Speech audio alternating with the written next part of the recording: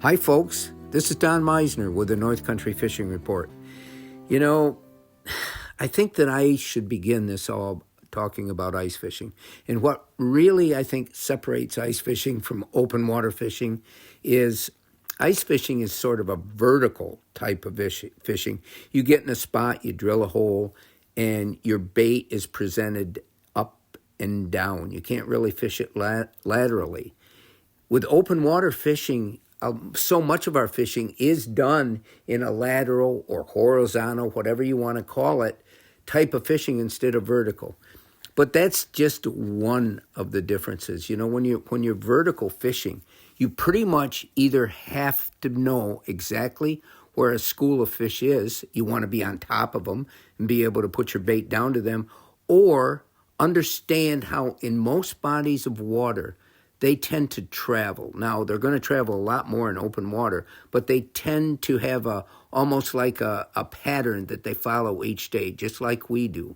So that is one of the things. But the other thing that ice fishing offers, and I think this is really critical, is that it gives people that during the open season, all they can really do is fish from shoreline if they don't have a boat.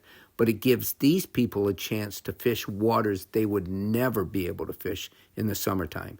And as long as you can walk, and there's a lot of issues about that too, because if you've got deep snow, it's tough to go very far walking through that deep snow. It really can tire you out.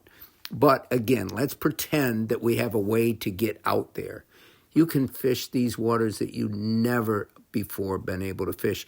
And we have some wonderful areas like that, big open bays and harbors that in the wintertime are going to hold these fish.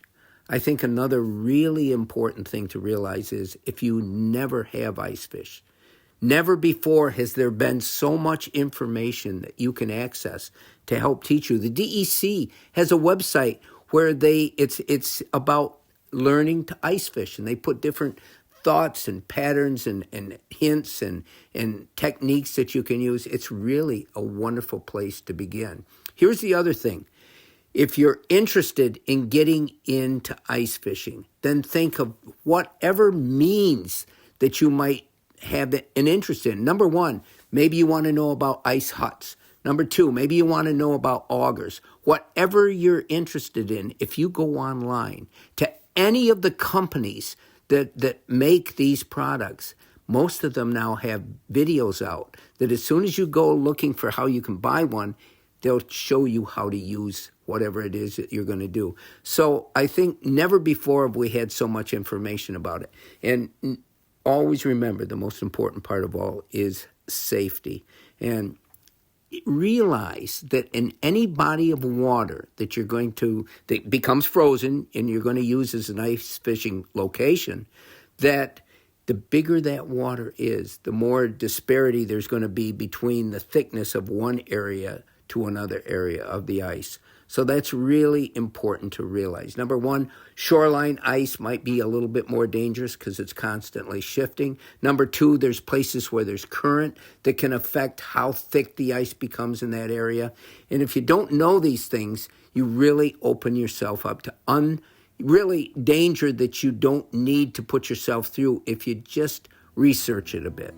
Until next time, folks, this is Don Meissner with the North Country Fishing Report.